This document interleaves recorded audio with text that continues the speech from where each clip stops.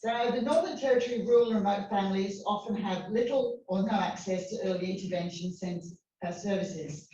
So some students start school with undiagnosed learning difficulties.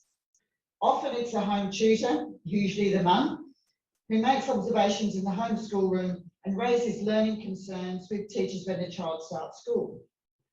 A whole other issue is problems before the child goes to school, but we'll carry on with this one.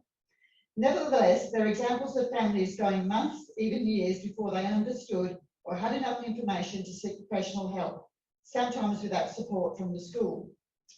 Even when the child is identified as having a need for assessment, it is a long, slow process through the Department of Education channels to have the child tested, and can only be hurried along if the family can afford assessments privately, and the consultations are usually very costly.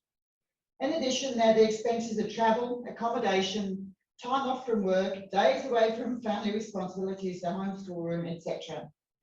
Correct and critical intervention cannot proceed until a formal diagnosis is done, leaving the child and home tutor unable to access assistance, often falling behind in their schoolwork. Families with children with special learning needs or developmental delay need prompt medical diagnosis of their condition. Obtaining this diagnosis is fraught with long waiting lists and lack of available clinicians. Ongoing therapy after diagnosis can often mean the family, being the patient, the siblings, the parents, having to travel long distances to access this with all the difficulties mentioned before. ICPA understands Medicare rebates for telehealth are available for patients accessing a variety of specialist appointments when they live in rural and remote areas of Australia. Unfortunately, we also understand that speech pathologists and paediatricians are not included on this list. We believe that these are vital services and a Medicare rebate should be allocated to a variety of specialist appointments when families live in rural and remote Australia. I'm waiting to hear of Margaret's 27 recommendations going through. It might be some good for us. So making these appointments more accessible through a telehealth option keeps families in their hometown and children in school instead of travelling to attend sessions. And research has proven, as we now know, that speech pathology is just as effective via telehealth as one-on-one sessions.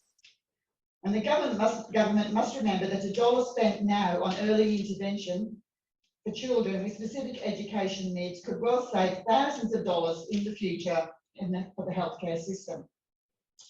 And I don't think anybody can illustrate it better than my good friend here, Kerry, and the experience she's lived with her daughter and her daughter's diagnosis and treatment. So I'm going to hand you over now to you now, Kerry, please.